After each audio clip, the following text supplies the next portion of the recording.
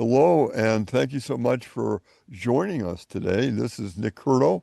I'm the co-founder and the current director of Disclosure Network New York. This is a deep research group exploring ET, UFO issues, experiences. Our members are worldwide now. We have members in Europe as well as Hawaii and all over the United States. And I couldn't be prouder of the members. They do deep research, and some of them will send me articles that they have come across that they feel is so important, and then I will send that out to the entire membership. Again, the membership has been going now for 28 years. It doesn't seem possible it's been that long, but it has. And of course, everybody knows that 28 years ago, there was a very different level of understanding of what was available in research about ETs and UFOs issues. And now it's exploded. Literally, 2025 totally exploded as far as the issues and the general public are concerned. With that, I'm just going to give my email, and if anybody wants to contact me or our guest speaker today and let us know your comments or your questions, please go ahead and do that. I'm going to give you my email right now. So if you get a pen and a piece of paper, I will go slowly for you. Here it is, NICKNYNY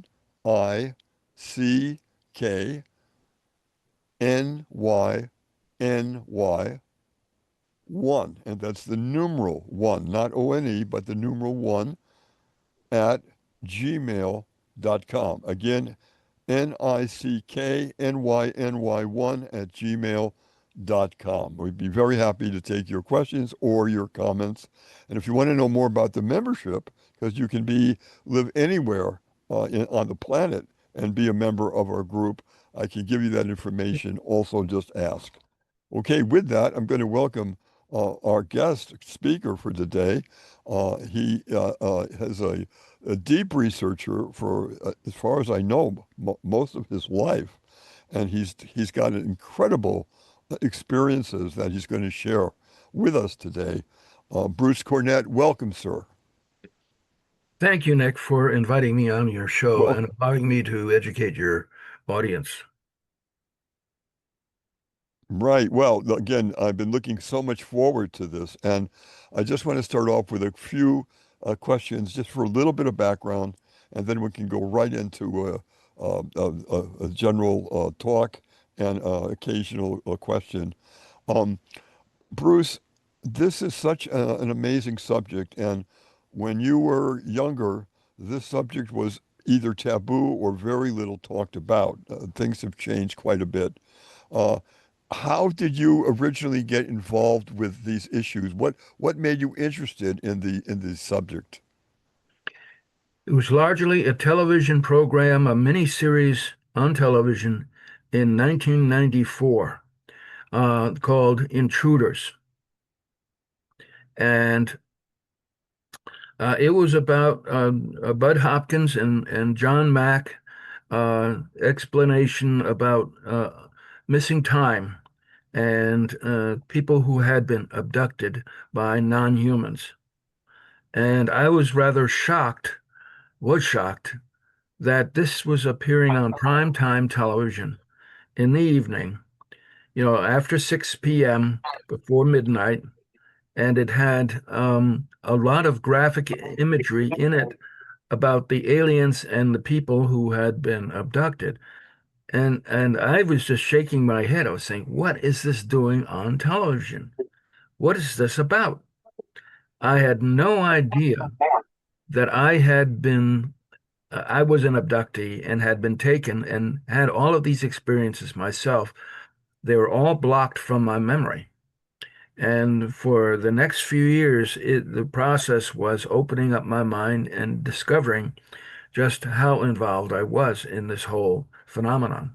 Wow, interesting. I'm going to ask everybody to mute themselves so we don't have any spill and we just have Bruce speaking at the moment.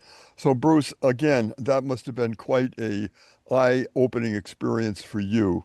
Did you join any formal group with these ideas, or what was next for you? Did you do your own research? What happened?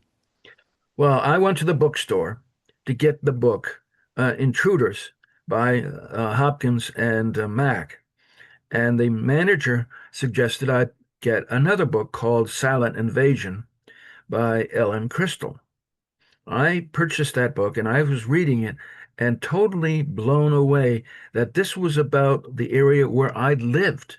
This was in my backyard. Oh boy. Wait a minute. How could this be? I've never seen any of this stuff in my backyard flying over my house or apartment complex, condo. And I contacted my friends and to see if they knew Ellen Crystal, and many of them did, because she was local as well. And they got me in touch with her, and she invited me out into the field. And not knowing, having any idea of what I was in store for that first and second night out in the field with her and her Skywatch group, it was an experience I will never forget. Where again was exactly the location of this, Bruce? Near Pine Bush, New York. Oh boy, a hotbed, as you know, a Yeah, and hotbed. I lived in Scotchtown, New York, which was a suburb of Middletown, New York, just 10 miles from Pine Bush. Oh boy. So, and what was really amazing about meeting up with Ellen is that when we went out into the field, she took me to one of her most uh, accessible locations where she had seen a lot of craft flying around. And being a scientist, I'd seen the miniseries. I knew what the subject was about, but wait a minute. This stuff is flying around in our skies, and we're not getting any F-16s chasing them and things like that. So this was the many questions I had in my mind. This can't be. And that first night out, my mind was blown because the UAP were coming in right over our ridge and then diving into fields and disappearing and then coming up out of the forest and taking off again, just like a regular airport, but there was no landing strip. There were no buildings. They were just diving into the ground and coming out of the ground. And that just changed my whole attitude towards, physics. How is this possible? You went from 0 to 90 within a very short amount of time. That this must You're, have been quite an you're, experience for you, you emotionally too. yes. And I wanted to study it scientifically. So I had a good camera system with an electronic shutter release on tripod. And Ellen took me out into the field, and we went to several places. One of the most amazing places was an area where I had a lot of subsequent sightings up near Wallkill, New York, which is right across the Wallkill River from the area where we were investigating. And I was in her car, and we drove up Albany Post Road and turned left onto Bruin Turnpike, which goes towards Pine Bush. And as we were driving along this road that was rising and falling with the topography of the area, I saw this pair of lights coming towards us. But it wasn't on the road. It was right above the trees to the left of the road. And I told her, we need to pull over and into a driveway and get out. And I need to set up my camera, which I did. Well, by the time I had gotten my camera set up, the craft had already arrived at our location. And I was surprised because it stopped in midair and was bouncing around in the air. And I started a series of time exposures. And it started to move to the south, to the left, and I took a number of time exposures. The idea was that if this was a conventional aircraft, the path of the lights should be in an expected direction and speed. And what I got in my photographs, and I could see with my naked eye, is that the lights were doing loops in the air I don't know of any airplanes that can loop in the air. And No. so um, I tracked it with my camera until it dove down into the forest and disappeared. And it said, well, wait a minute, what is going on here? And a little while later, I went over to that area and went into the woods with my magnetometer to see if there was anything unusual. And I found the area where it had disappeared down over Dwarkill River. And I was taking magnetic readings, and suddenly my battery on my magnetometer started to die. And the battery charge just kept on dropping and dropping and dropping until I couldn't take any more readings. So then I moved out of the area, and as soon as I had moved out of the area, the battery recharged. So, but I didn't see anything in the woods. I didn't see any unusual things on the ground. So whatever it was invisible to my eyes, even though it was not invisible to my magnetometer. That's an interesting point that you couldn't see it, but it was there by the instruments. That Yes, is interesting. How in the world does that happen? Can they make their craft invisible? That's certainly one possibility. Or can they do something to you personally or the people around to make it feel like they're not there? I mean, there's a lot of ways around that, but that's frightening in some ways. I can imagine you you were just spinning at that point. right. I was on a very steep part of a learning curve and understanding the characteristics of this phenomenon. And by that time, having seen the video on television and talking with Ellen Crystal and her companions, I realized this was very hot area, and it was not too far away from a military base, Stewart Air Force Base, and which was on the other side of the valley. And I was wondering why they weren't um, observing this or interested in it. That is the primary subject of this talk. Why are people not interested in this phenomenon? And many more are not interested than are interested. Do you think that there's a fear factor that it's just it could be so overwhelming to admit, to accept that there are other beings from other areas that are here? Do you think that the fear factor is huge? Is that what the answer, or is there other answers to this? I think that's exactly right. There is a major fear factor, and partly because um, the human population tends to be brainwashed by the authorities who want us to believe certain things. And That's yeah, that's true. You bet it is. Yeah. we turn to them for answers. And unfortunately, they lie to us much too often. They, they give us half answers, they give us veiled answers, they give us wrong answers, all of that. And it's sad. It's sad. And I know that when I conduct some of my programs on certain networks, I get notes saying, Nick, you can't talk about that subject. It's a hot button. And I get this all the time. And I'm trying to keep the network happy. At the same time, I'm feeling that I want to be transparent in my Yes, questions to my guests, and to have this over my head that don't go into blah blah blah blah blah. It goes on. The list is long, or don't say certain words, because those words will give them my producer demerits, and enough of those, and they'll take them off the air. And I don't want to do that to my producer, but I'm very much involved in that right now. This started a few years ago, at least in my own personal experience, that I've been getting notes that you're on two hotbed subjects, and to stay clear of those words or those subject matters.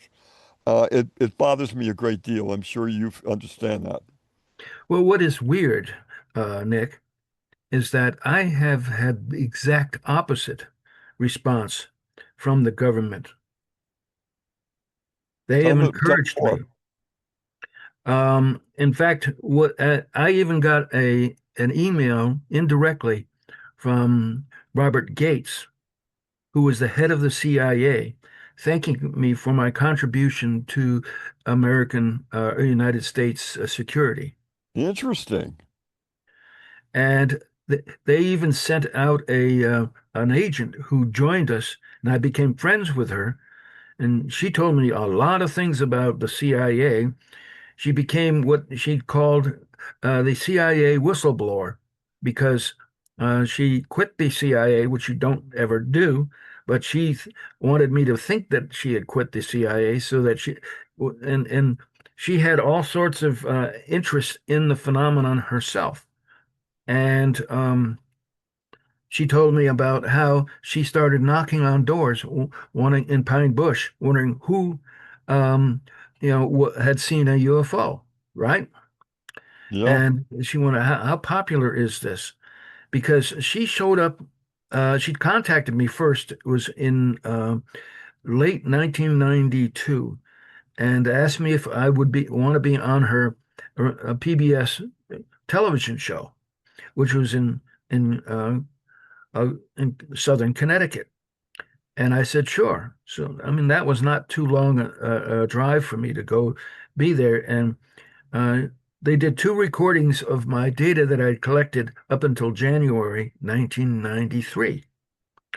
And I have pictures of them, the group that hosted the show, etc., thinking it was just a public interest show.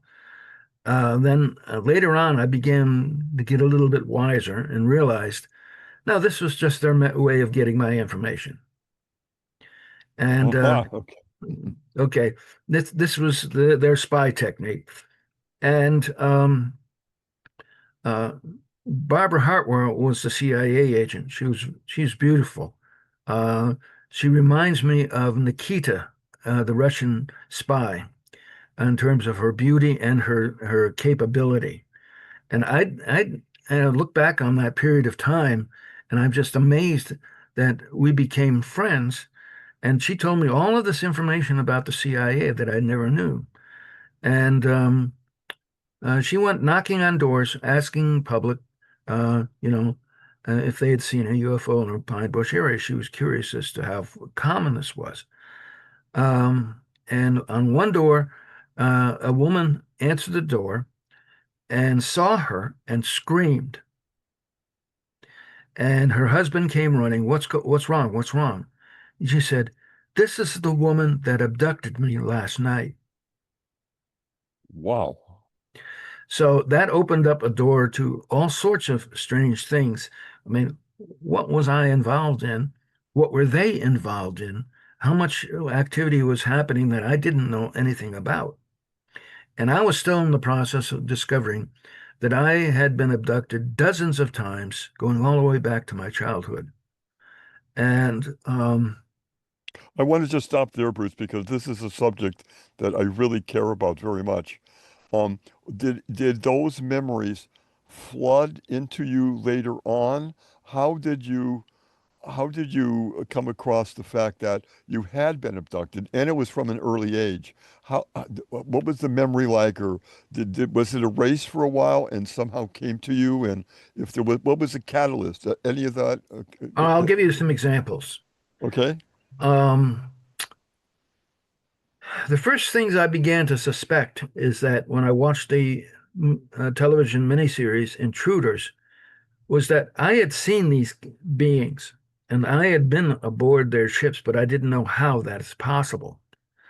And what I didn't realize is just how much my mind could be controlled and my memory could be blocked from this activity.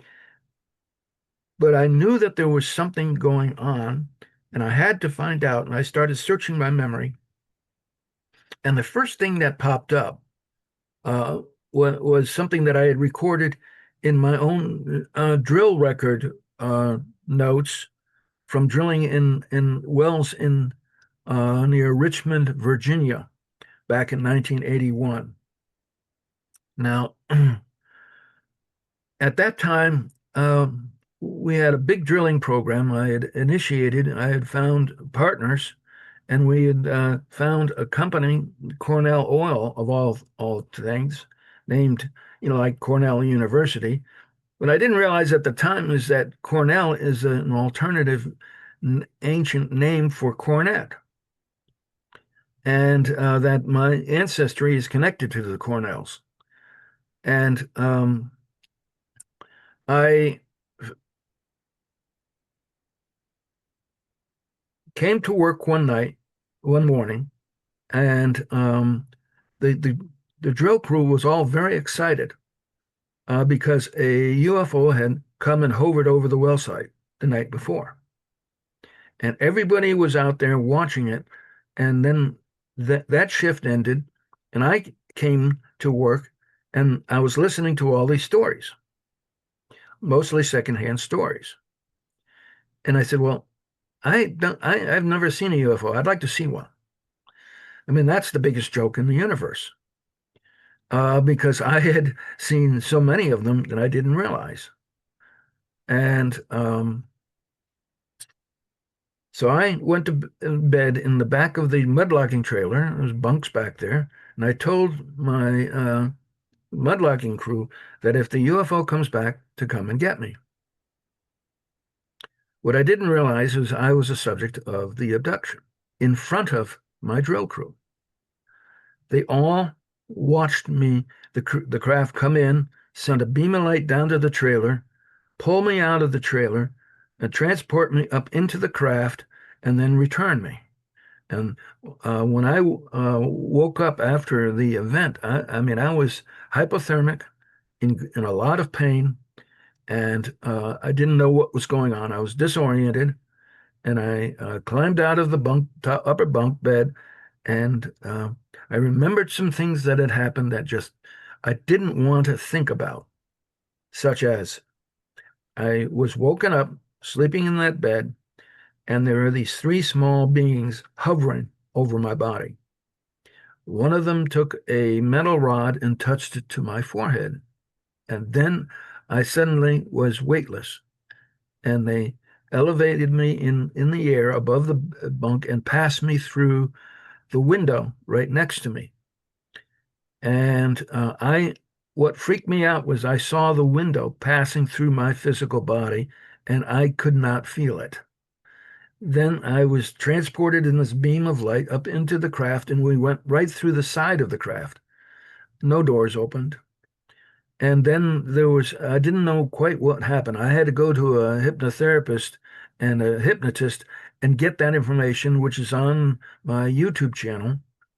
And it goes into great detail.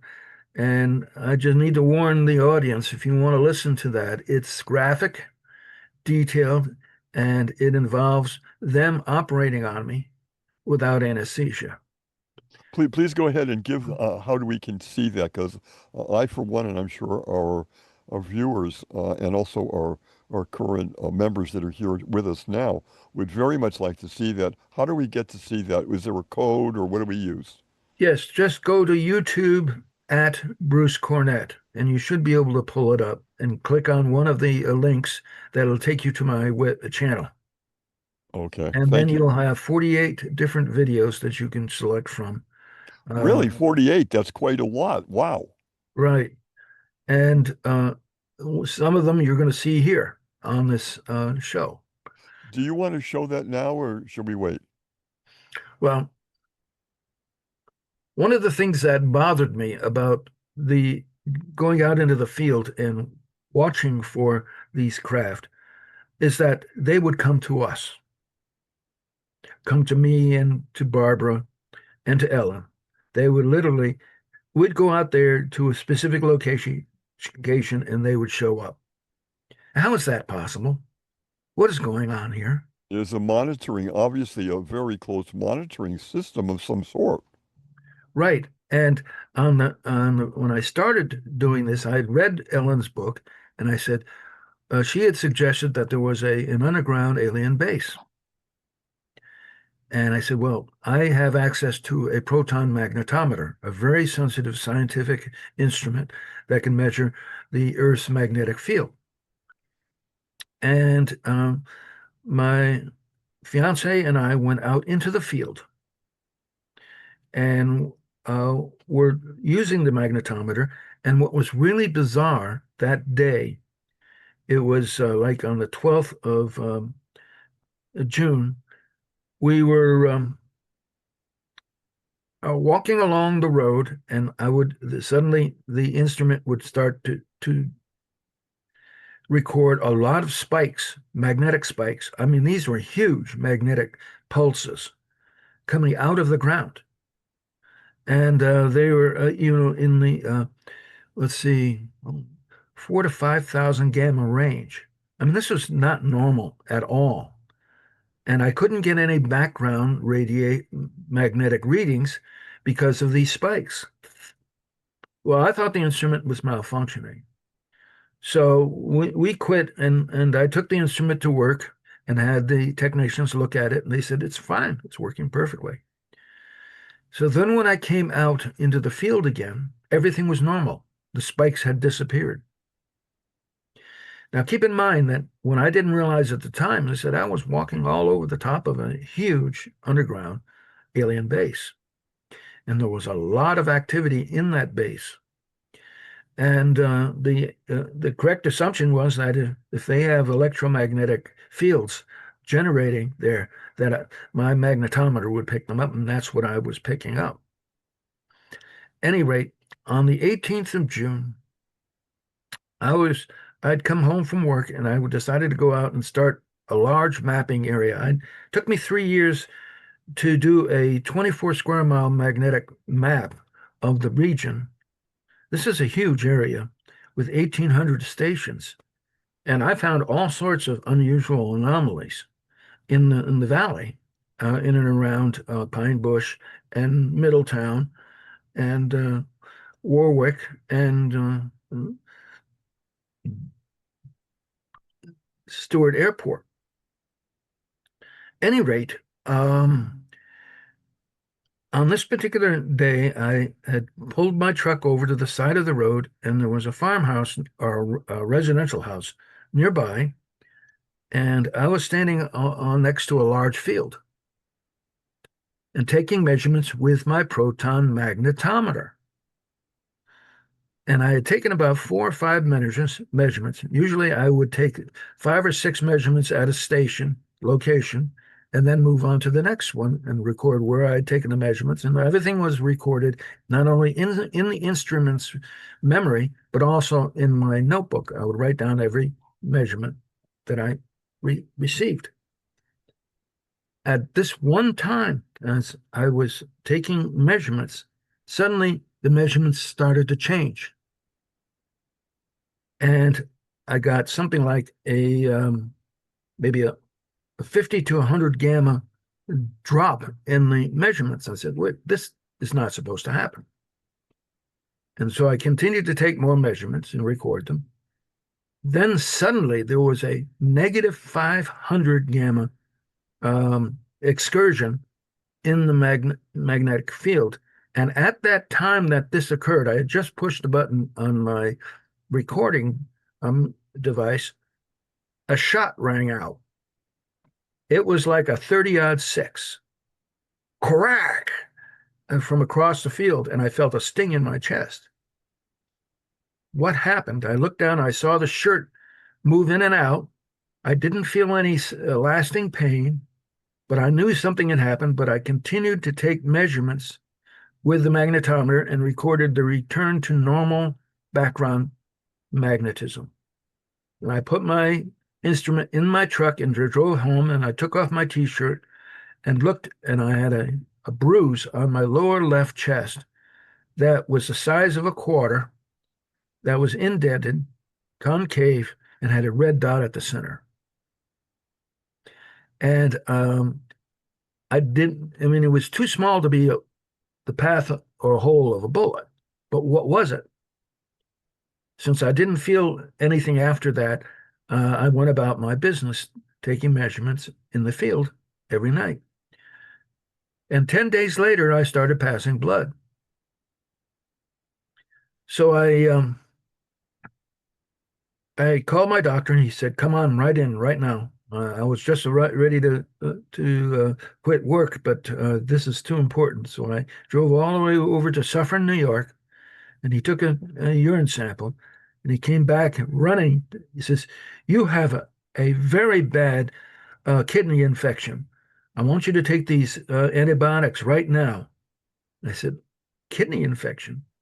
How could that happen?" Well, it happened that the path of that object projectile went right through my abdomen into my kidney. And on my way home, as I was driving on the New York Thruway towards the Harriman exit, this bright light was over the Harriman exit. And as I took the exit for the toll, it moved a little bit over to my left, and I went through the toll, and then it passed over my truck and paced me all the way home. And when I got home, it parked itself in the sky, and I went and ran and got my camera and came out and took a picture of it so I could prove. And it was not in a position where you have any stars in that location in the sky. So what was going on? Who had shot me? This was so early in my area of interest, and it was soon thereafter that Barbara Hartwell of the CIA contacted me.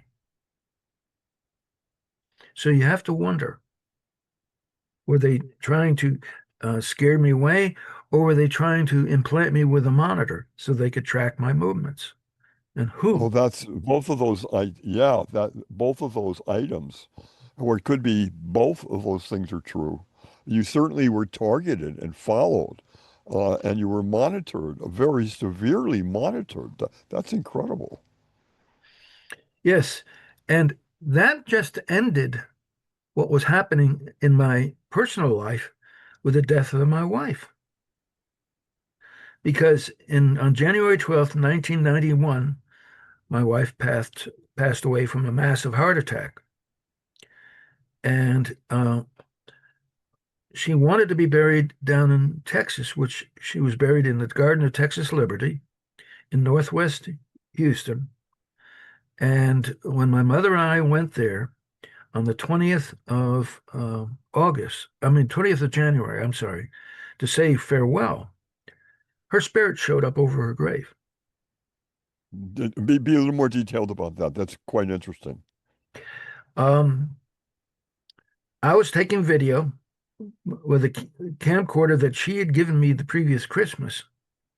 And as I was videotaping the temple at the center of this triangular Garden of Texas Liberty, the inside columns within that temple were flashing. Bruce, come closer to the Bruce, if you will. All right. Bruce, come closer to the mic because you're breaking up a little. Okay. Can you hear me now? If you could, please. Okay. Any Yes, rate, it's better. Yes. all right. The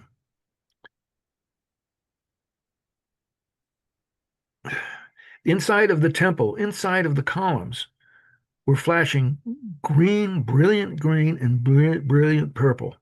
And they were alternating and rotating like on a merry-go-round inside a marble 8-column temple at the center of a triangular area.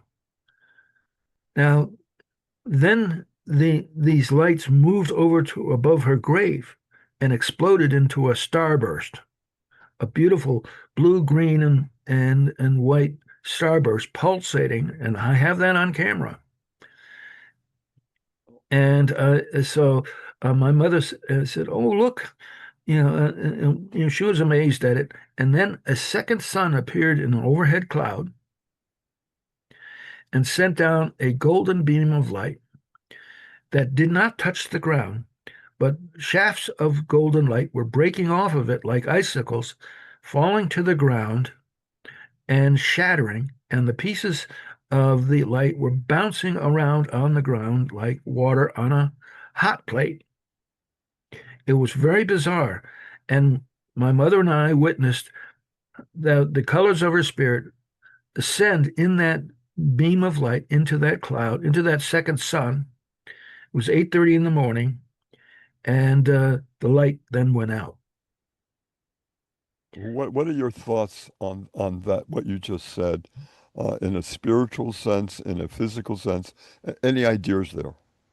Yes, what I witnessed was what people in the Bible describe, or at least the in Kabbalah describe as a Shekinah, a glory cloud, and the ascension of a divine spirit into that cloud. And when I had videotaped it, and we only recently after that got uh, devices that could capture images from an analog video. And I went through the video frame by frame, and lo and behold, right at one point in that, because I had videotaped coming into the Garden of Texas Liberty from my driver's seat, I had videotaped the the whole scenery of the Garden of Texas Liberty in the marble temple at the center. And when I got in there, um, and I looked at the video at what was happening in the cloud briefly pulled apart, pulled away, obviously intentional to show me that there was this huge white dome-shaped mothership sticking out of the cloud. So that was the first direct indication that I was dealing with somebody who was connected to non-human extraterrestrials. And and what was even more bizarre is that Bonnie's spirit continued to communicate with me after she died. She On what level? Was it sound? Was it visual? Was it just within thoughts in your? my head, like she was talking to me, but it was no outside external voice uh, entering my ears. It was in my head. And you felt as though this was authentic. This was the real deal. Is that Oh right? yeah, I mean there was interaction, even with her son later on that year, who had died in a car crash. Um, Bonnie came to me and in my condo, and I felt that maybe something was going on in Chucky's old bedroom. And I went in there and I saw, or I felt Chucky up in a corner. And the first thing he said is, "Why are you saving all my stuff? I'm not going to need it anymore." And then suddenly, Bonnie's spirit came in and challenged him. And I said, "What's going on here?" And I felt like a furnace door had opened. And Bonnie's spirit told me in very exact terms that Chucky thinks that I caused his death. And she was furious. So they made up. Chucky realized that he was wrong in his assumption, and he apologized to his mother, and then that event was over. But that was the type of thing. Bonnie's spirit would come to me and talk to me and educate me about what was going on. What is really freaky about all of this is that all the stuff that was happening out in Pine Bush in the Walker River Valley was being controlled by Bonnie. She told me her spiritual name was Kahra, and she was the leader of the Caledonians, which oversaw Earth. So, how did I end up marrying an extraterrestrial and actually having children with an extraterrestrial that I didn't know I had, and then being uh, introduced to them later on in spacesuits floating in space? That is so extraordinary on so many levels, and you're crossing over your recollections. There's a spiritual a component here. There is a physicality a component here, and there's a very, very personal also a component, all on the same frequency, on paralleling each other. This is quite overwhelming, even to listen to this, let alone to live it like you did, And or what is are. even, I mean, I finally was able to make the connection between the Pine Bush events and why Ellen and I had been selected to have all of these sightings. and the holographic images that were projected over the farm fields. And one of them was a pyramid, a golden pyramid with light coming out the middle. Well, what does pyramid mean? Well, of course, it's a building, but what else? Pyramid. Pyro means fire, mid means middle, fire in Ah, the middle. So, and that was flashed as I took a time exposure. And then later, Ellen was actually with me when I took another time exposure over near Red Mills Road, south of Pine Bush. And a golden uh, temple, a green temple, showed up on top of a cornfield and have a beautiful picture of it. And it's the same temple that occurs at her gravesite. it's What do you- incredible that you could document, as you have, these these truly amazing occurrences, and the fact that you had the presence of mind to record them for all of us to look at and then try to surmise what was going on. I mean, this is really quite an extraordinary story. Bruce, I want to ask you, would it be all right if I could ask Hal, who is here, Harry, and also Doreen, at this point, if they have just a question, because I'm sure they would, and it would be a good time to do this. Is that all right? Oh, absolutely. Okay, Yes. guys, if you will, unmute yourself. And if you have a question, just raise your hand. Okay, we're going to start with Harry. Hal, go ahead.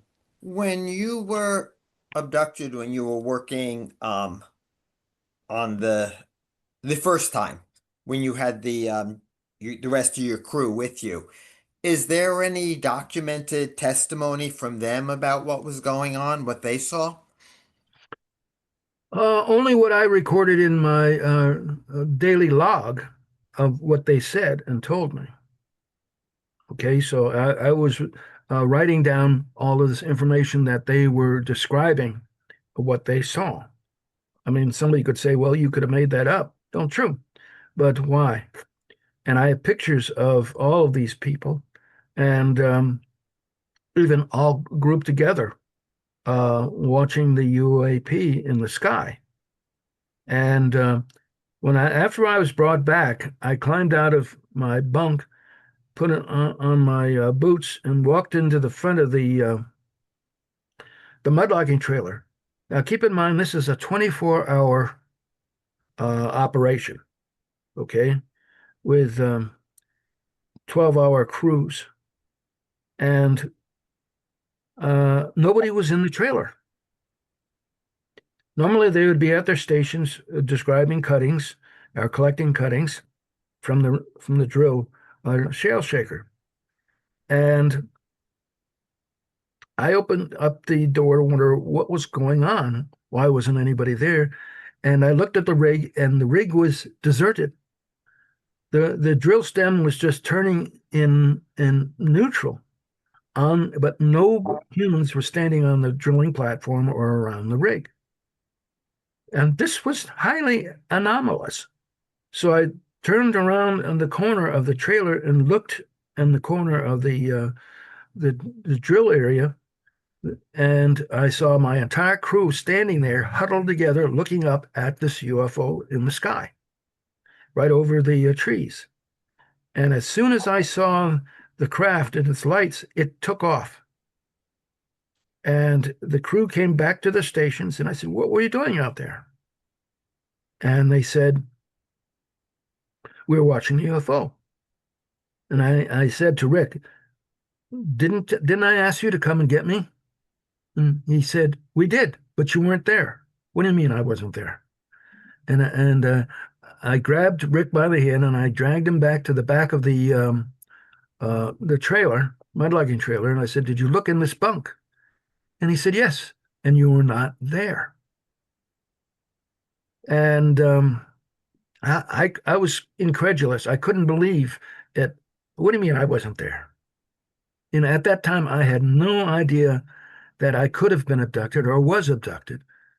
And it wasn't until I began realizing later, yeah, that would explain all the strange things that I had in my head.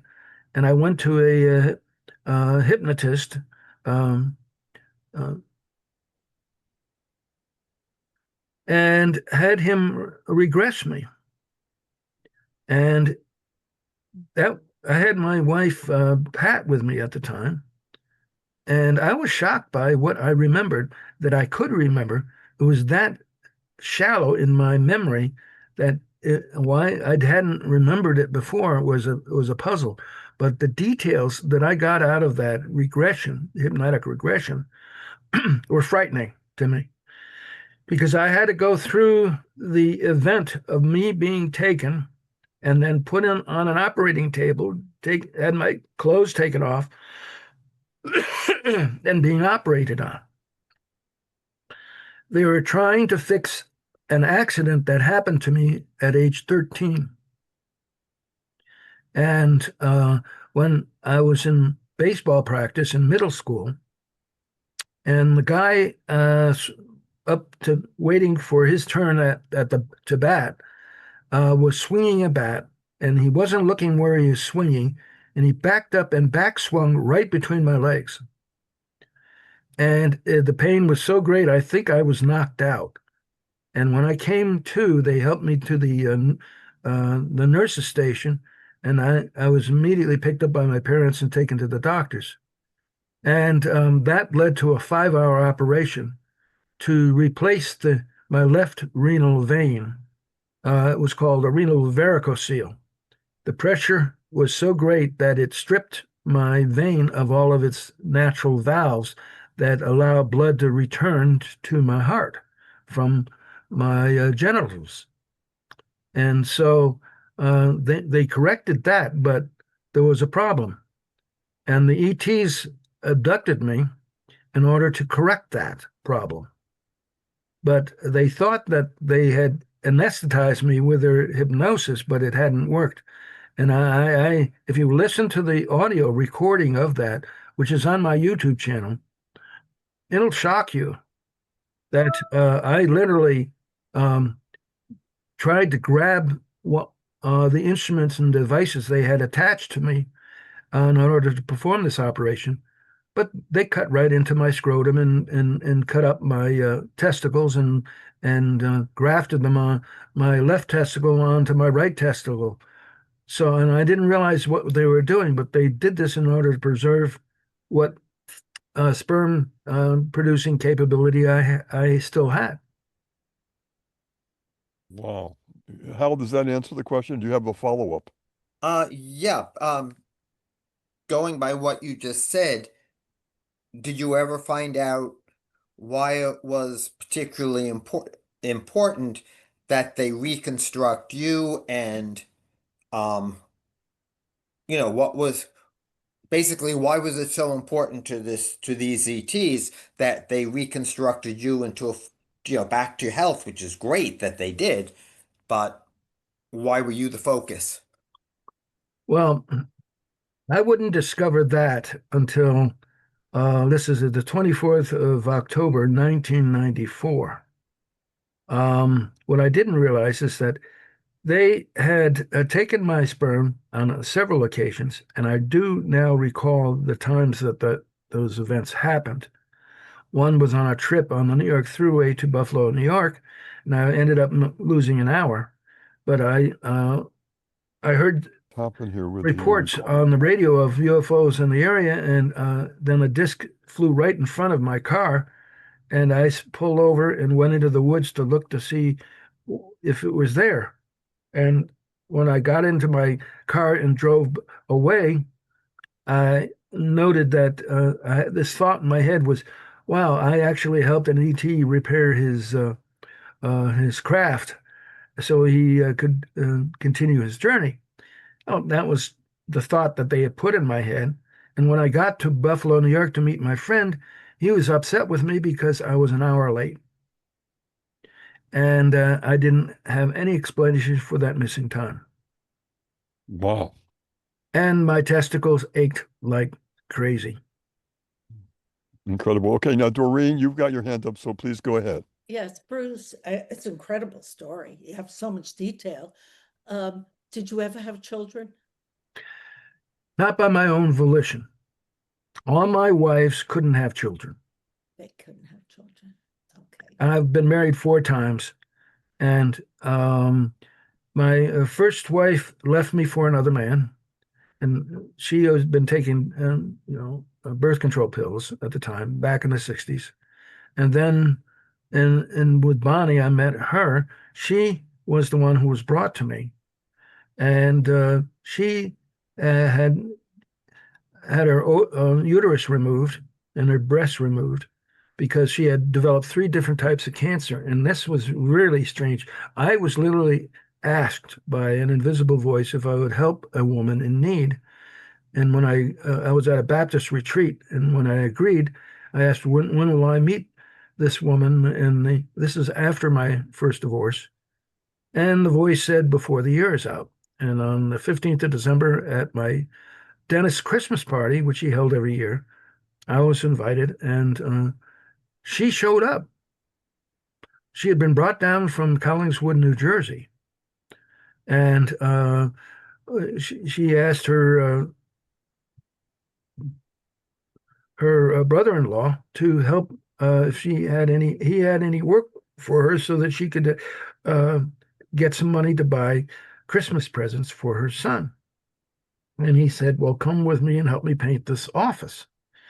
And it turned out to be in the same building my dentist had his office. What are the probability of this? And when I drive into the parking lot with everybody else coming in, they were standing by their pickup truck, putting paint cans and paint brushes back into the truck. And the woman asked me what was going on, and I told her. And she loved Christmas parties, so she convinced her brother-in-law to crash the party. And when I saw her in that party, I realized, wait a minute, I've seen this woman before. Where have I seen her? Well, she gave me her phone number. And what was very unusual, Doreen, about this, extremely unusual, is that I had met her in May of 1969 on the University of Connecticut campus. And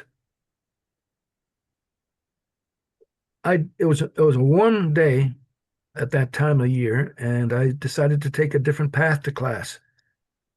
Well, that thought was in my head. I was obviously being directed.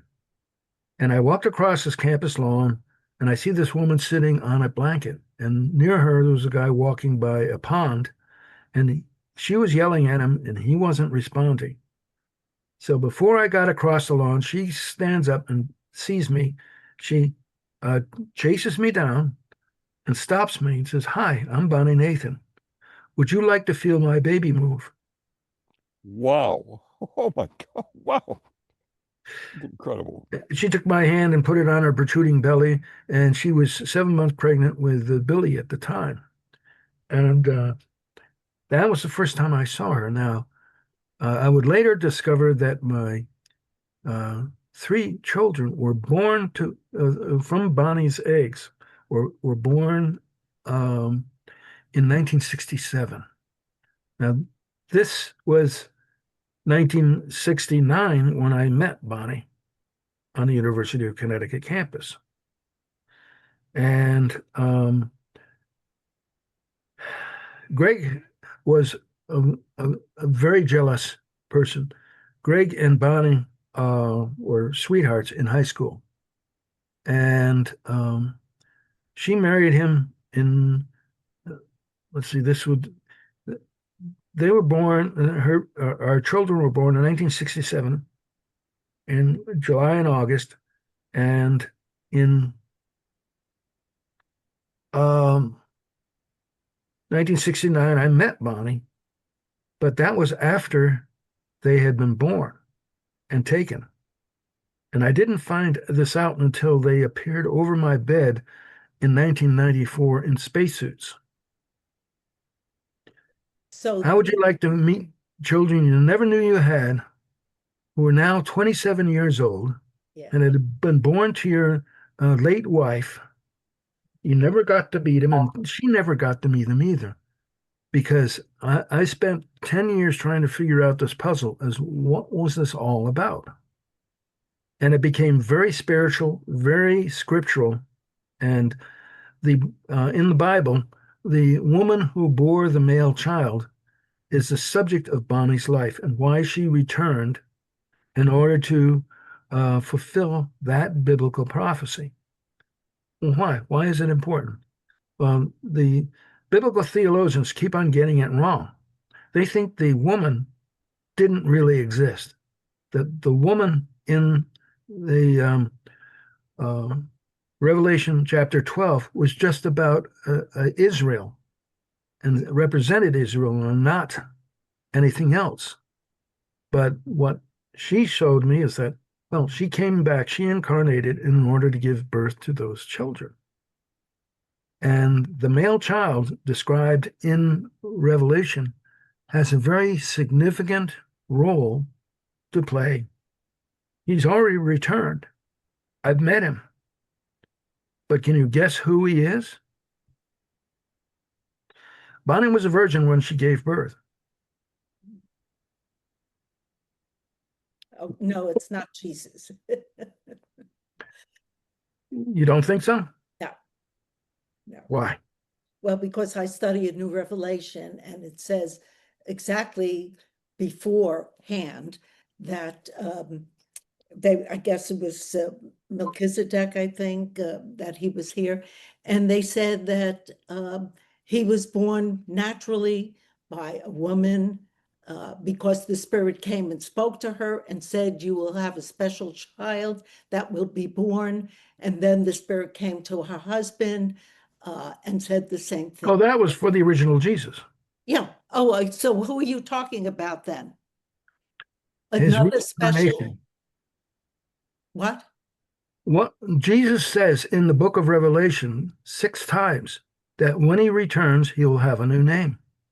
Oh, I don't think, because the world did not know he returned and they're still waiting. So Yes, they're still waiting, but I was given all of that specific information about okay. where he is now. You know, you can debate it all you want, but I mean, I got to meet him in his two siblings, sisters, twin sisters, Okay. in the spacesuits, and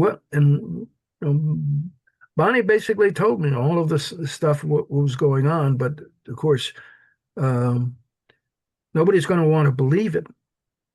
Well, it doesn't matter. I mean, what purpose is he here? To change the world to be better? My point I wanted to ask you, because you kept going, was it your sperm when you said they took your sperm from you, right? Yes. The aliens, yes. Was that sperm implanted in that wife? Yes. Okay, that's what, yeah, you skipped kind of, and I wasn't sure it's Right. This all happened. This fertilization, in vitro fertilization, happened before I had ever met Bonnie. Okay. That makes sense. And the children were born and then taken, and one was born to her surrogate mother, interestingly enough, in Ohio. And Bonnie had told me that she had graduated from Princeton University and she never went to college. So why would she tell me this? So I had this, after I had met Honora and Kyle, I went to Princeton and looked through the yearbooks. And when I got to 1992, I was flipping through the pages and there was Honora, but her name was Tamara. And she was born something like just a little bit less than a month before Honora and Kyle. And she looks identical. And to prove it, well, they had appeared in spacesuits over my bed when I woke up on this morning. And they were with an ET in another type of spacesuit. And I made drawing of them, what they looked like. Which was really bizarre is that I was told telepathically that I had gotten up to go to the restroom, but if I come back, the vision would be over. And sure enough, it was. And I woke my wife, who was sleeping underneath all of this, and she said that I woke her in the middle of a dream, and I apologized. She said, no, no, it was a dream about you meeting your children. Oh, wow. And I said, well, they didn't tell me their names. She said, in the dream, their names were Honora and Kyle. So that was on a Saturday morning. Yeah. On Monday night, she was coming back from work from New York City on a bus. She was sitting on a window seat. She saw this reflection in the window. And she looked to see who was staring at her, and there was nobody that matched that reflection.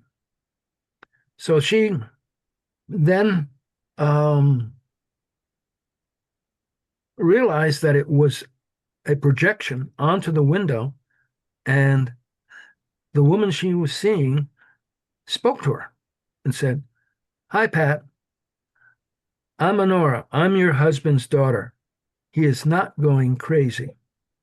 And she was so relieved because she actually, before she went to work that day, thought I was imagining or making up what had happened over our bed.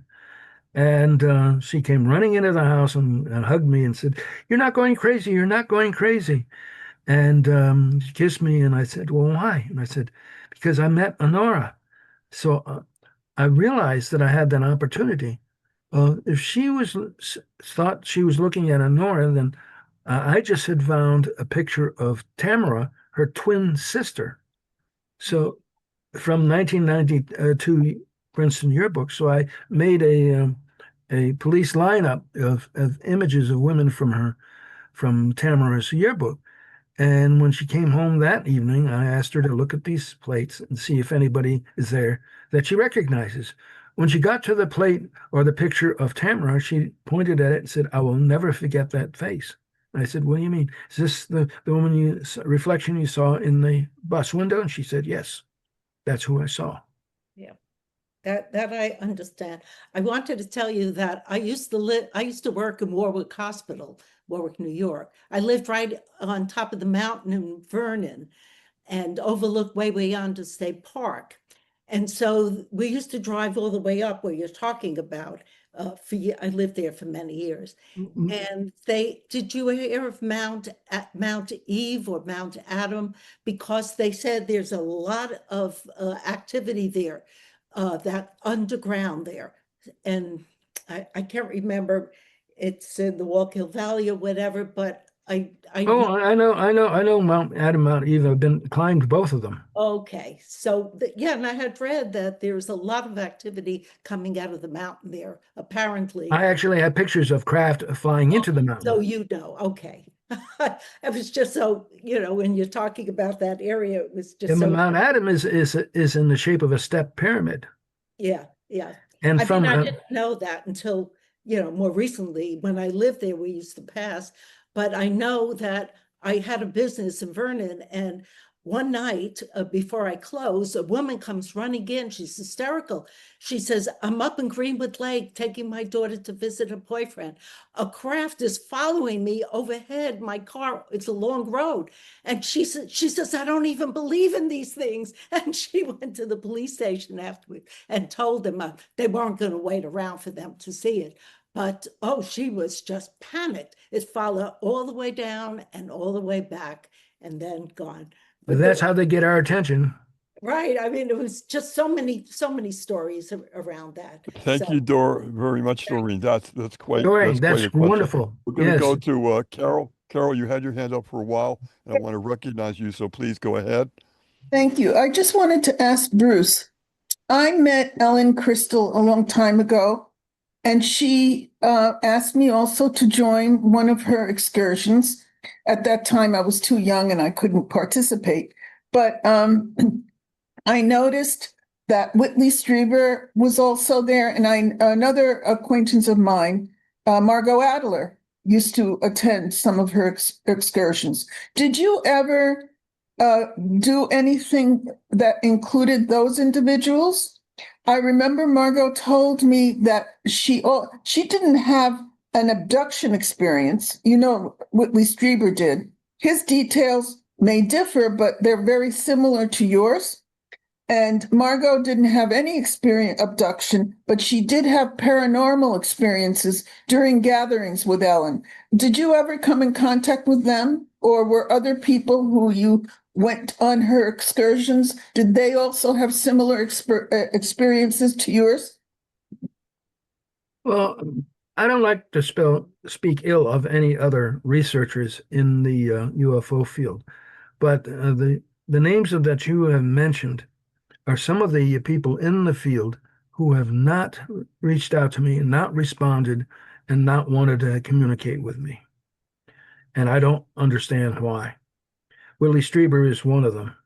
Hmm.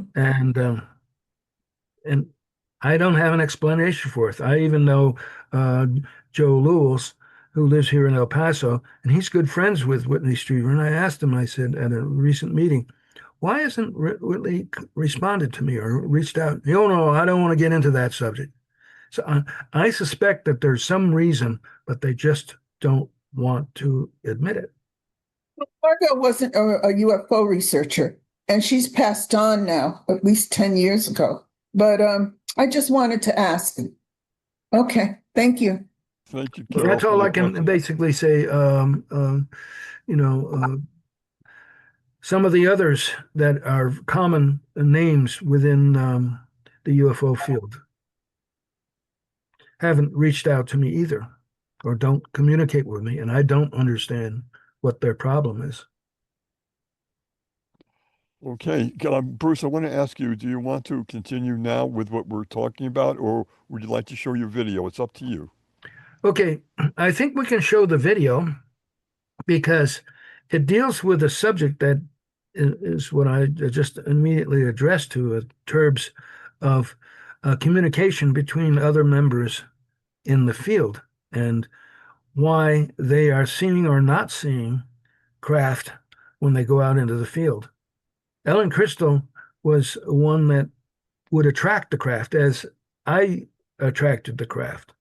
So this was never a problem for us, but why others would not see what we're seeing is part of this video, so you can understand maybe a little bit of what the problem is, okay? So should I switch over to share? Yes, please go ahead.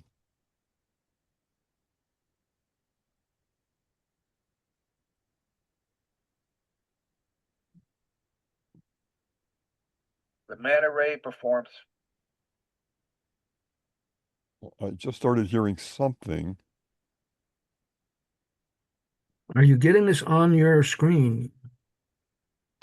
I'm not seeing anything on the screen yet. I just heard a tiny little something on the audio, but I'm not hearing anything at the moment. It says I am Wait screen a second. sharing now. User has started. Yeah, now we hear it. Okay. Oh, there you go. There you go. We got it.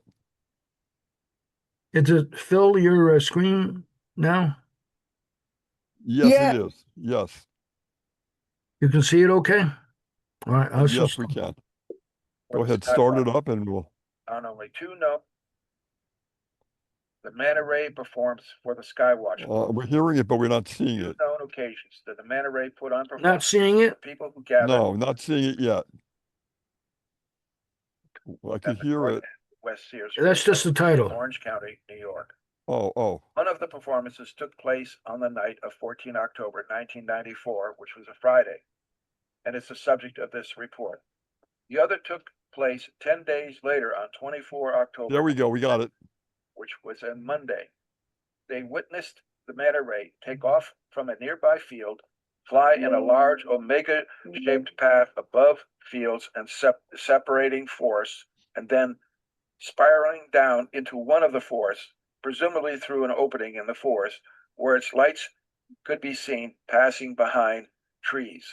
This picture shows the manta ray passing through the forest into the ground, passing behind trees. The next picture was taken on 24 October. It shows from left to right Jim Lyons, Cliff Larson, and George Filer, who is the director of New Jersey MoveOn. The white orbs in the picture are of unknown origin. They are not street lamps.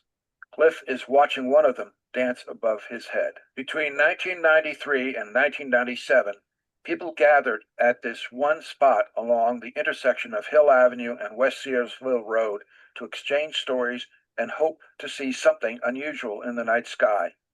Because of real estate development in 1997, the vacant lot now has several homes built on it. People are no longer permitted to park their cars along the road and gather there. Throughout this period, until a new ordinance ended skywatching on West Searsville Road in late 1997, you could find the same core group of watchers showing up again and again. People from Pennsylvania, New Jersey, Connecticut, New York City, Upper New York State, Long Island, and New Hampshire traveled hundreds of miles to join those who gathered on that country road. Dr. Ellen Crystal came from Hawley, Pennsylvania. Andy Morrison and his family came from Allentown, Pennsylvania. Michelle Guerin came from Long Island. Barbara Hartwell, when she began her Pine Bush investigation, traveled from Guilford, Connecticut. Later, she moved to that area so that she could continue her research. Jim Durfee and Pat Carlone also came from Connecticut. Mark Whitford, Donna Bertrand, and Sharon Cunningham came from Maryland. Greg St. Pierre came from New Hampshire. Jim White's black truck with camper top and the man's white van were common features parked at that location on any good night for sky watching. Whenever I went to see who was there, I would usually end up becoming engaged in conversation and story swapping rather than watching for something unusual in the night sky. This was not the place to go if you were serious about photographing anomalous aerial phenomena. The Friday night performance was with the usual group of skywatchers that gathered along West Searsville Road. What I found most interesting was their reaction to this performance and how easy it is for people to be fooled into adopting a conventional explanation. It may also be a very important reason why the Pine Bush phenomenon hasn't received more serious attention from investigators other than from Cornet and Crystal. But before I discuss their reactions, let me give a description of the event. The event. On 14 October, a Friday, someone spotted a low pair of lights to the north behind the trees that surround a house at the north end of West Searsville Road. From my knowledge of local maps and the terrain, I realized that the lights were rising from a swampy area. Now let's hear all the skeptics say, how do you spell swamp gas? As they began to rise and come towards us, I alerted other skywatchers in the group, and storytelling momentarily ceased as all eyes focused on the pair of golden white lights, the size of and brightness of car headlights. Close to a dozen people moved out into the middle of the road to get an unobstructed view of the lights. It's an aircraft flying south before turning towards Stewart Airport, someone posited. But when the lights barely cleared the treetops at the end of the road silently, I knew it was no conventional aircraft, in part because it was not obeying FAA flight regulations. Its extremely low altitude placed it below IFR operations and below radar detection. FAA Regulation 91.177, minimum altitude for IFR operations. A. Operations of an aircraft at minimum altitudes.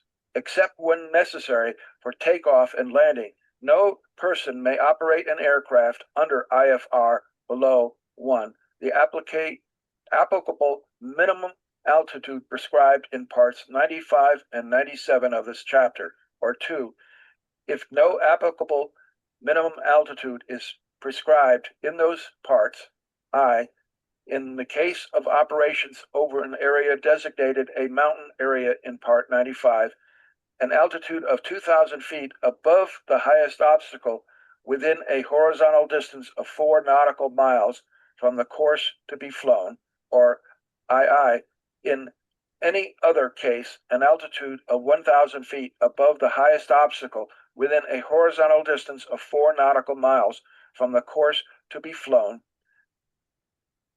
AIM/FAR 1994 Airman's Information Manual, Federal Aviation Regulations. Also, FAA Regulation 91.303, Aerobatic Flight. No person may operate an aircraft in aerobatic flight. A, over any congested area of a city, town, or settlement. B, over an open air assembly of persons. For the purpose of this section, aerobatic flight means an intentional maneuver involving an abrupt change in an aircraft's altitude, an abnormal altitude, or abnormal acceleration not necessary for normal flight. Quickly, those with binoculars began focusing in on the object as it slowly flew just to our west. I took 10 time exposures of it with my Minolta SLR, which was mounted securely on a stable tripod. The craft disappeared behind a low north-south ridge or hill to the west called Thompson's Ridge. A simple trigonometric calculation based on distance and the highest point on that ridge indicates that this craft dropped below 300 feet in order to disappear behind that hill.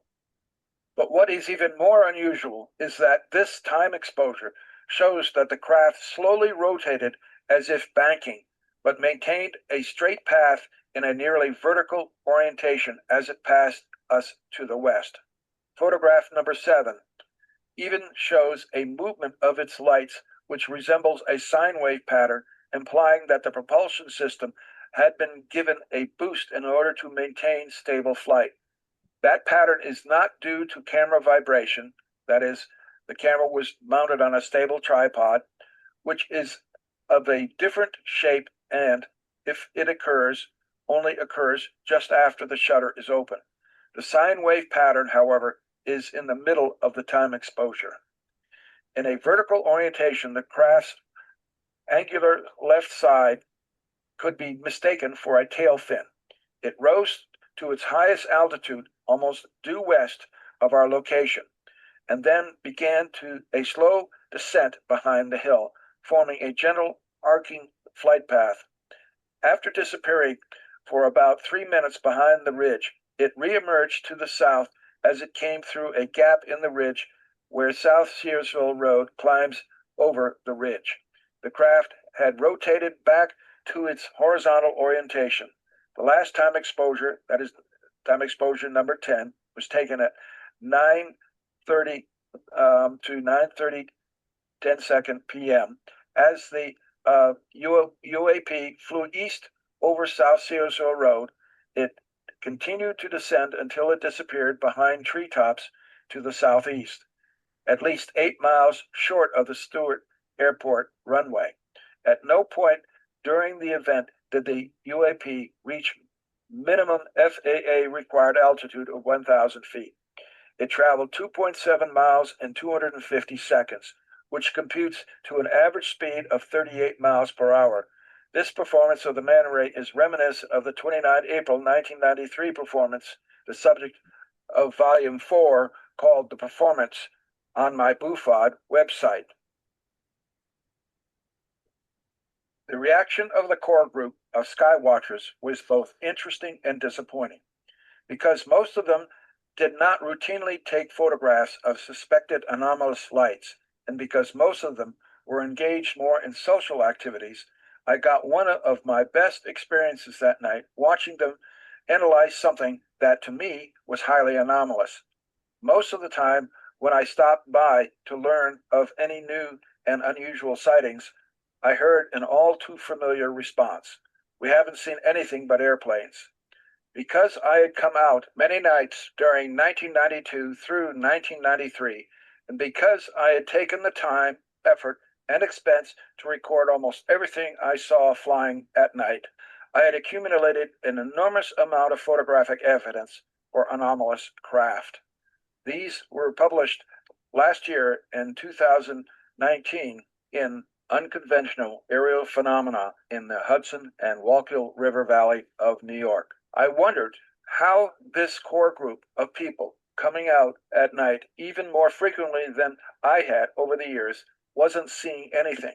As the manta ray passed behind the low hill to our west, Jim White blurted out that he saw a tail fin through his binoculars and concluded that it was just a conventional aircraft, as he had posited earlier when the lights were too far away to determine what it was. Someone else in the group also said he thought he saw a tail fin through his binoculars, but another person wasn't so convinced. She noted that the object was too low to the ground and flying too slowly to be a conventional aircraft, but Jim insisted that it was an airplane. With that, everyone returned to their former activities along the side of the road, and one of the best performances of the manta ray I had on film was summarily dismissed as nothing extraordinary. I rattled off a list of reasons for that it was the manta ray, but none of the people there were persuaded to change their minds. Apparently, the angular left side of the craft sticking up in the air had been mistaken for a tail fin, even though a clear outline of a conventional airframe with wings was not visible. Hill wrote in 1995 an explanation for why UAP using plasma lights can have indistinct outlines. Apparently, it was more believable to think that they had seen a large conventional aircraft flying well below normal altitude, even for a plane on approach to an airport 9 miles away, than an unconventional aircraft with an unfamiliar shape doing illegal aerobatics for our entertainment.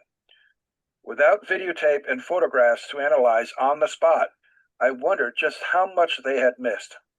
On that night, I became convinced that the core group of skywatchers wanted something that was extraordinary and which didn't require much analysis or thought to conclude it was a UFO. Because this sighting required the analysis of photographs and calculations of distance, speed, and altitude in order to rule out a conventional jetliner, it should become apparent that on location, identification at night is a very difficult to impossible task using unaided eyes and binoculars, especially if the object in question is camouflaged in any way. Most of my sightings required detailed analysis before I was certain that the unidentified aerial phenomena was not a conventional jet. High-tech instruments such as a spectral radiometer and optical tracking and triangulating devices are required in the field in order to identify unique aspects of UAP, lighting, speed, and distance. Unfortunately, such instrumentation is very expensive, precluding their use by non-professionals. The manta ray. Excellent report. Thank you. Excellent. Wow. I have one more that I would like to play. It's quick for entertainment purposes more, because I never had this happen to me out in the field until 1998, Okay. when a small shuttlecraft, which is you can't find parked on any airport tarmac, pretended it was a set of traffic lights at an intersection that had no traffic lights, only stop signs. Wow. So if I can continue to share here, let me. I have read reports that what looked like a plane ended up being a UFO, that they were able to somehow disguise their craft to look like a conventional airplane with lights and all. And I've read a couple reports like that, which certainly got my attention. Let me see, where is it? Hold on. Okay, take your time. It's been quite a report, Bruce, I have to say, really quite something. And the fact that you're very detailed about this certainly adds a great deal to it. Let me see. I set this whole thing up. Okay. And I'm looking for, oh, I do want to share this with the group. Sure. Okay. Okay. It's your talk, so my friend, whatever you feel is good. Do you see this image? Not Not yet. Doreen, you don't see it either, do you? Or No. Hal? No, No. not yet. Not yet. Okay, let me see. I want to get to share screen. Okay.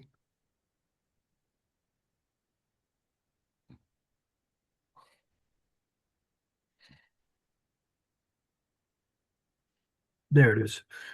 Okay. I'm seeing something. User has started. Oh, here we go. Here we go. I can see it now. Hal, Doreen? Yes. Yes, we can see it. Okay, great. See, it was larger before. Why is it? Hmm. What you see here is a composite of photographs from one evening on the 29th of April, 1993, taken from the Dogleg Bend of West Hearsville Road. And what is unusual about this is that the sightings camera crew was there filming as well. Oh, And this was going to be for a TV show. And Ellen Crystal had been contacted by the sightings producers and wanted to come out and see if something was going to happen. Now, wait a minute. Who sets things up like this for suddenly 6 craft to show up all at once and put on performances flying in front of those cameras? quite interesting. Notice the time at 8:49 to 9:04. That's 15 minutes of time. Oh, yeah. You had 5 or 6 craft flying in different directions, and 2 of them coming towards the cameras, the brighter ones, and turning in front of the cameras and producing some amazing video that the sightings producers would not show on television. Was there a mandate to at the time to not show anything like that? Yeah, I think so. I think they were told by the government not to present any of this. Interesting. Again, control, control, control. Not transparency at all. Right, no transparency.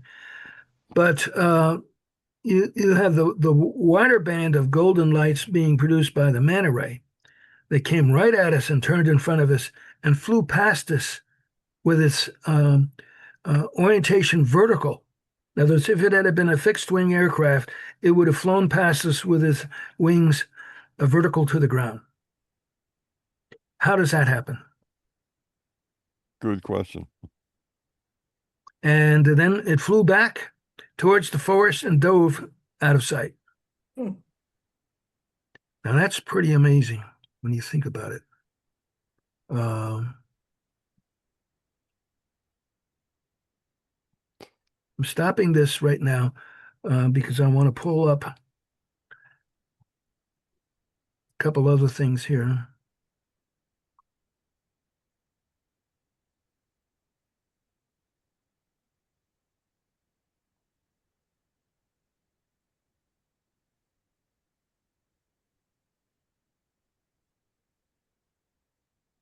Hal, I noticed your cat has not tried to hog the lens once. No, he doesn't like to come up on the couch when there's things there.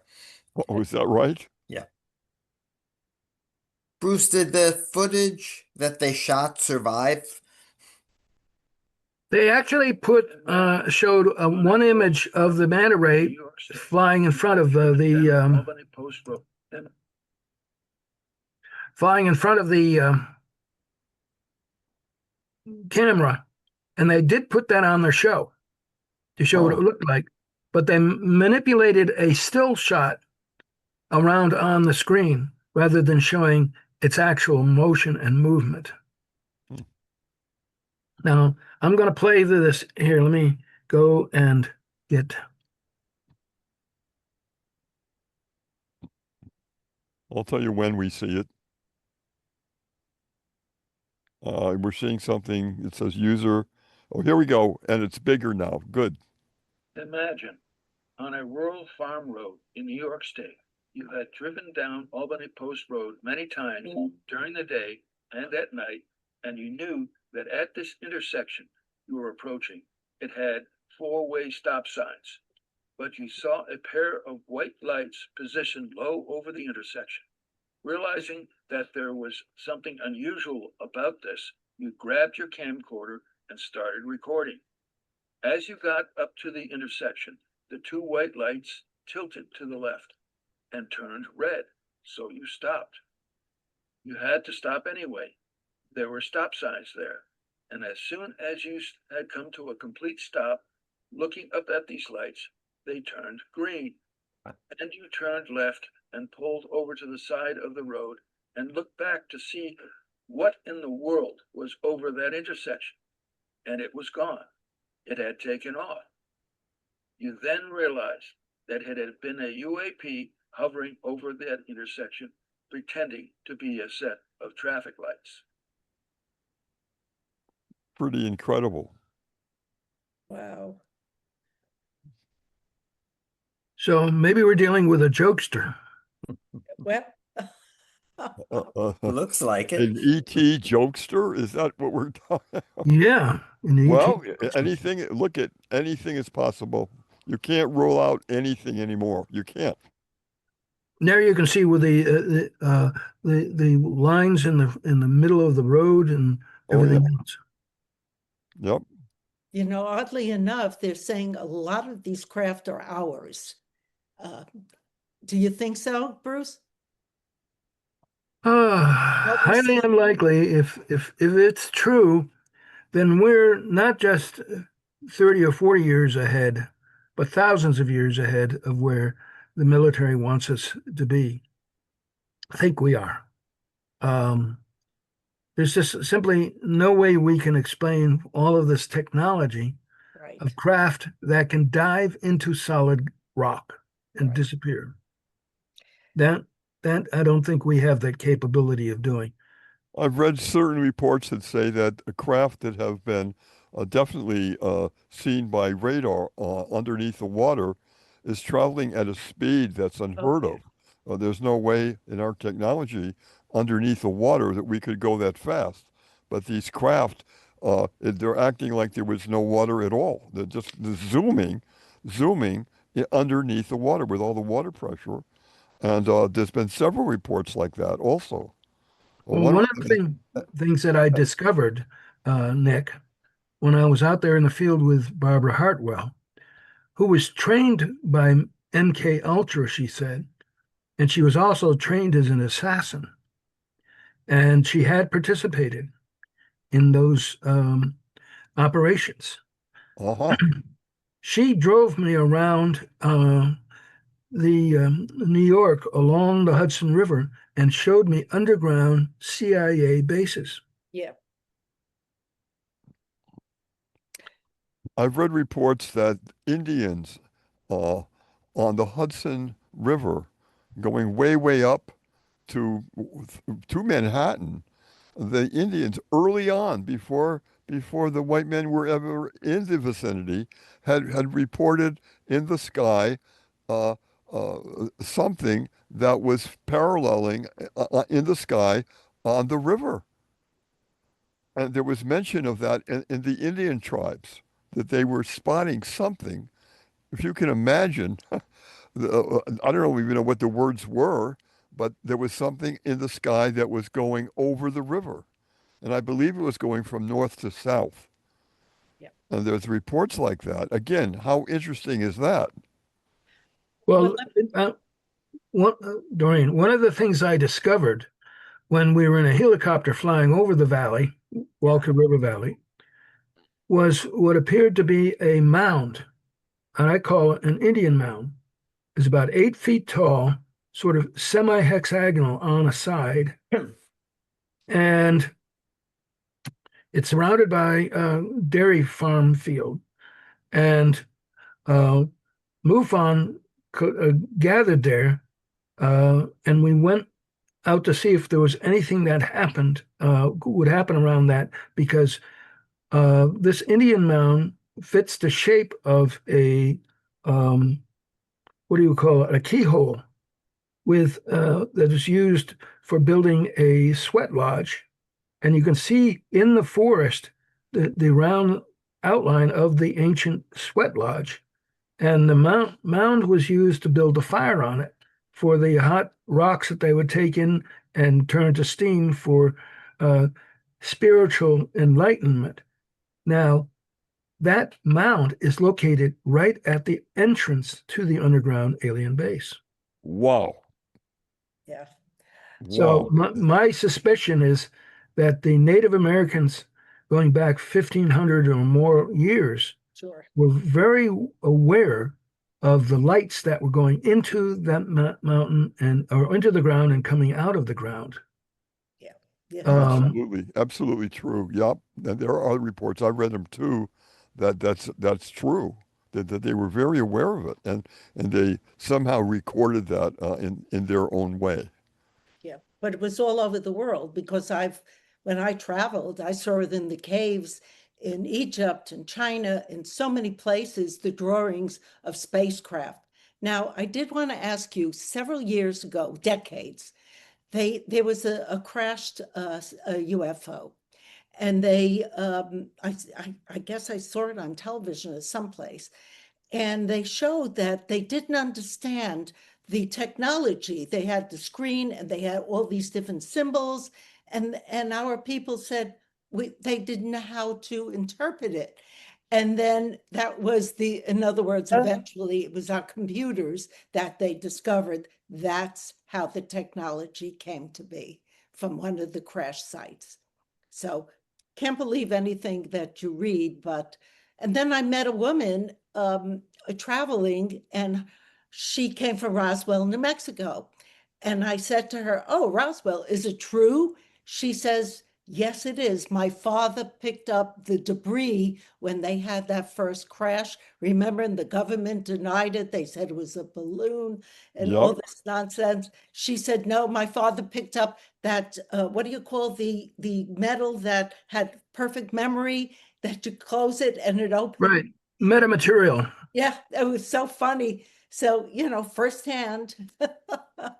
So I mean, I read everything from time I was very young. Whatever was printed, I read. This is fascinating. Bruce, Absolutely fascinating. you And the more we know, the more questions there are. I mean, that's also true. Yeah. Oh, yeah, definitely. Do you see this now? I'm sharing this. Yes, yes. Yes. Ellen and I encountered this um, on the 28th of April, right before the big event where the sightings camera crew was treated to that massive performance to our east. And this was a triangle that flew over us, came right at us and flew over us. And I want to share just this information a little bit because it's so outrageous of Is what that this, one craft? I'm seeing four lights, two very bright ones in the middle and two little ones, one on either end. Is that one craft? yes, Oh, Okay. it's a triangle. A Those lights, triangle. yeah, outline the shape of it. Now, Bruce, I think I told you before that when we were in Central Park, oh, well, many moons ago, we saw a triangular craft. It was a triangle for sure, and it had a white light on each of the 3 points, and it slowly came towards the park, and when it went over us, this is at night, maybe around 9:30 at night, it stopped directly over our group. And it stayed there for maybe 20 seconds. No noise, no wind, of course, anything like that. And then it continued towards the north on its journey. But it definitely stopped right directly over our group, which means we know you're there, and we're acknowledging that. That's the kind of message that we kind of got. Where were you located? We were right. I'll tell you exactly. If you're familiar with Central Park and the Metropolitan Museum of Art, in back of it is Cleopatra's Needle, the obelisk. Okay. We were right at the foot of the obelisk. And the reason we were there is that I thought that would be an ideal spot to look for UFOs one evening. So we went there and we spent an hour in meditation for trying to get a contact. And then we succeeded. Whatever it was heard us, and it went towards our location. And when it got right over us, I have no idea how high it was, but it was over us and the obelisk, and it stopped absolutely motionless for about 20 seconds before continuing on, which means it acknowledged that we were there. I've had that happen many a time. But what I wanted to talk about right now is this image that I hope, yeah, it is screen sharing. You're Okay. seeing it's a in blue, it's a frequency spectrogram of the sound produced by that triangle that I just showed previously. Mhm. And I'm going to play this because it's tied into the audio of the video that Ellen took. And what is amazing is that these craft, the alien craft, do not produce normal sound, even though they try to mimic the sounds of conventional aircraft, jet sounds. This is anything but a conventional sound because, as you can see in this image, you have multiple frequencies all paralleling each other as you go towards the vertical red midpoint, and then rising as you go to the right as the craft uh, passed us. Now, most of the time, these craft don't have to make a sound at all. They can fly silently Right, right. or even change the sound in mid-flight. But here, what you're going to hear is what you'll probably say, well, that sort of sounds like a jet engine, but a jet aircraft. But watch what I produce afterward, because I took a series of time exposures of this craft as it came from the west and flew to the east, right over us, and then dove into a forest. And it is highly unusual. Ready? Let's go. Yeah, absolutely.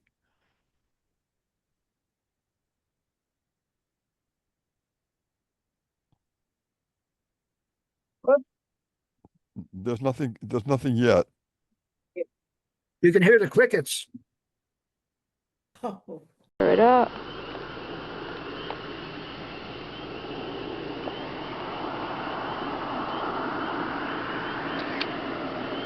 Whoops.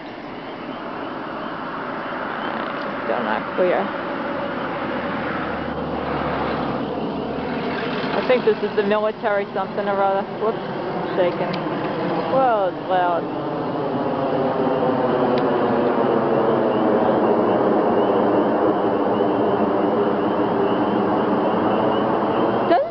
Wait a minute. That body is solid. That body is solid. Where the hell is it? Did you see the body on that? No. It was solid. It up.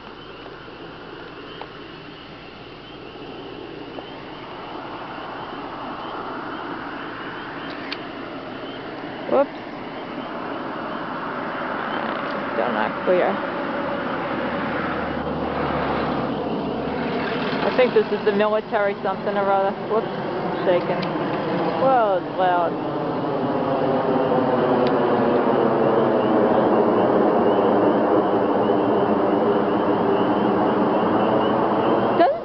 Wait a minute. That body is solid. That body is solid. Where the hell is it? Did you see the body on that? No. It was solid. That was a solid body. It was a solid triangle body with extra things in the front and back. Shit. I took the video camera away because I wanted to get a better look at it. I think this is the military something or other. Whoops. Shaking. Whoa, it's loud.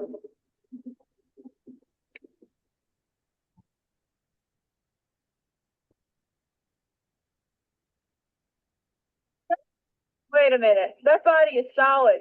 That body is solid. Where the hell is it? Did you see the body on that? It was solid. That was a solid body. Was it a solid triangle body with extra things in the front and back? Good. I took the video camera away because I wanted to get a better look at it.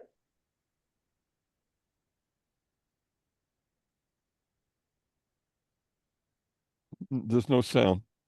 Right. Now you can see the triangle here, Yeah. what it looks like. And what I'm going to bring up is this image.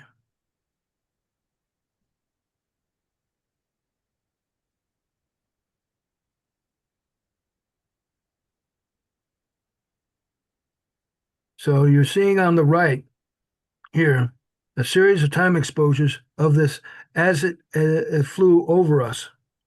3 time exposures in a part of a series. And you'll notice that at the beginning of each one, the lights do something. They produce what I call a tail at the beginning and the lower left.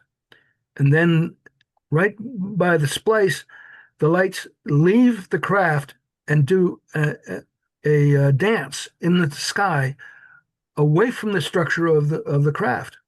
Are Then, you playing that now as you're talking? Are you playing that? no, Oh, okay, because I'm just seeing it still. right, this is a still. Oh, okay, okay. I want to make sure. So you're seeing the dance right here. If you follow, can you see my arrow? No, Bruce, this is just a still photograph No, we're that not says seeing. PMIL:15 and the date. Right. And What what are you the seeing? the 4 white lights in the middle of the screen. That's all we're seeing. It's a still. Right. Now we're seeing your arrow for the first time, and now Okay. that image is gone, and we're just seeing you full screen. Just so you Okay. know. This is going to be. Hold on.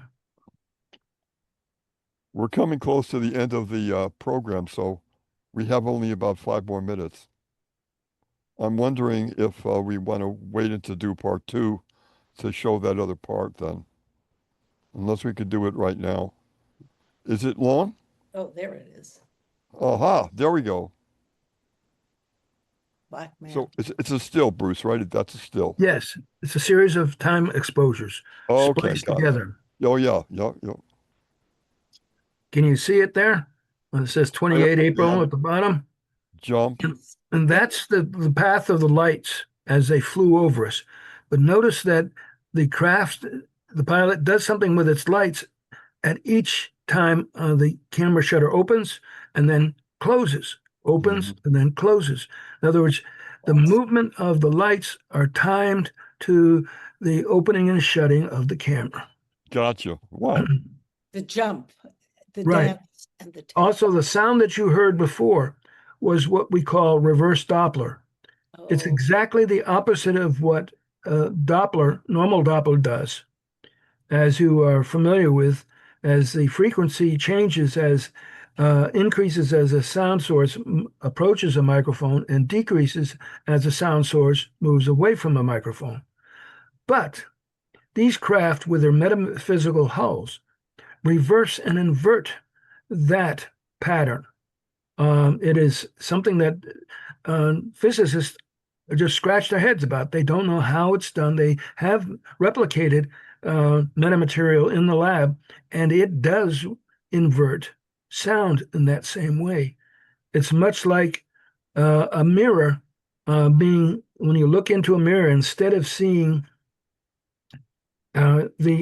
your own image in reflection, it shows your own image as inverted. And it's very, very disconcerting, because something like this is very typical of the alien craft and what contributes to their anti-gravity capability. Boy, amazing. what technology, what an advanced technology this is. My goodness.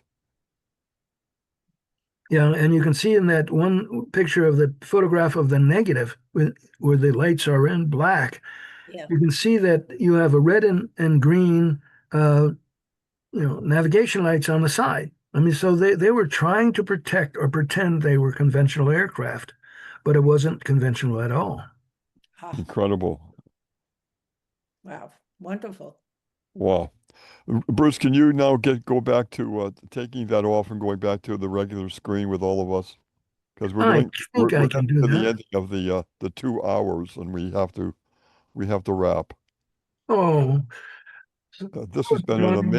amazing program, Bruce. We are certainly indebted to you for an amazing uh, 2 hours of fascinating footage and the way you're describing in really very good detail the things that have been happening to you. I know that this is the tip of the iceberg, that there's many more stories, and I'd like to certainly ask you back for a part two.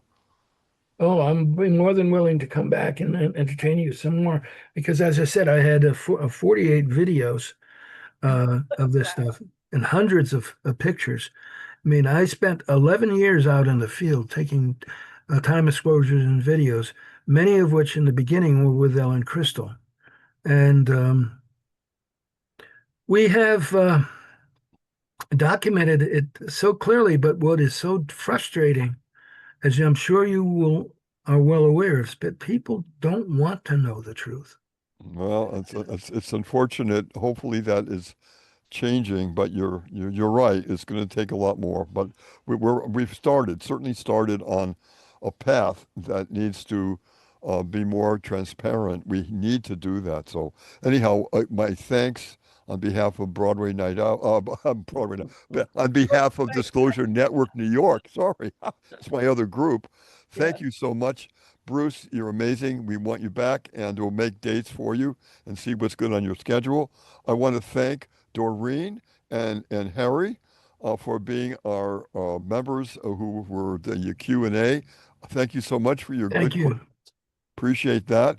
And this is Nick Curto for Disclosure Network New York signing off.